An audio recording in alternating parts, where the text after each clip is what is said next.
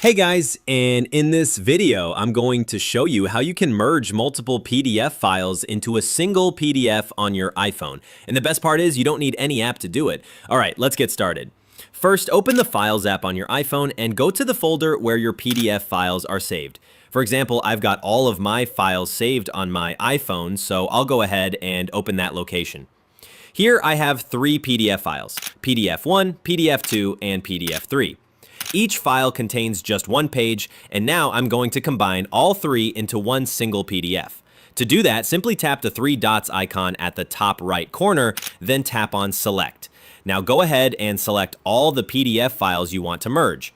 Once selected, tap the three dots at the bottom right corner, and from the menu, choose Create PDF. And just like that, boom, you've now successfully created one PDF out of multiple PDF files. Let's open it up and check. You can see here it shows 3 pages, which means all 3 PDFs have been combined into one document. So that's the quickest and easiest way to merge PDF files on your iPhone without installing any third-party app. Thanks for watching, guys. Catch you in the next video. Don't forget to like, share, and subscribe. Thank you so much.